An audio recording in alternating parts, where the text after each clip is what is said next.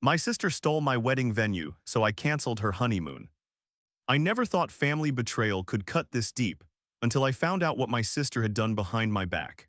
The wedding venue I'd dreamed about for years was suddenly unavailable, and nobody would tell me why.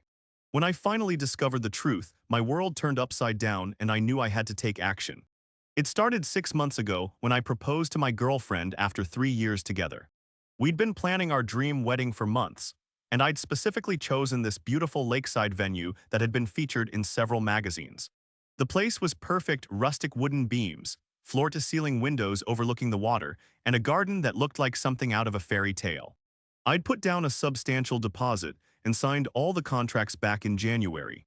Everything was going smoothly until last Tuesday when I received a call from the venue coordinator. She sounded uncomfortable and kept stumbling over her words, which immediately put me on edge.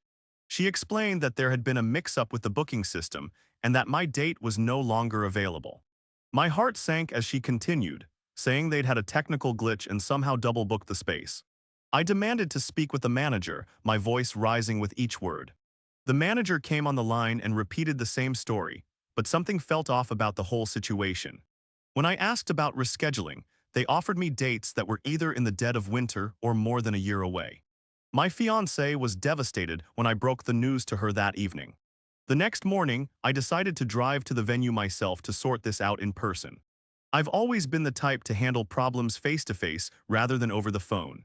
As I pulled into the parking lot, I noticed my sister's car parked near the entrance. My stomach dropped because she'd never mentioned having any business at this particular venue.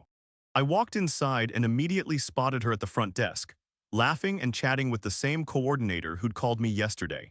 They were going through what looked like wedding planning materials, and I could see fabric samples and flower arrangements spread across the counter. My sister looked up and saw me, and the color drained from her face instantly. The coordinator recognized me too and started frantically shuffling papers around, clearly trying to hide something. I marched over and demanded to know what was going on, my voice echoing through the elegant lobby.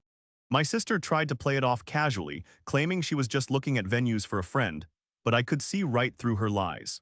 I grabbed one of the papers from the desk and saw my sister's name on a contract dated just 2 days ago. The wedding date was exactly 1 week before mine was supposed to be. Everything clicked into place at that moment, and I felt a rage I'd never experienced before. She'd stolen my venue and my date, using her connections and probably some sob story to convince them to break their contract with me. My sister started crying and begging me to understand, saying she'd fallen in love with the venue when I'd shown her photos months ago. She claimed her fiancé had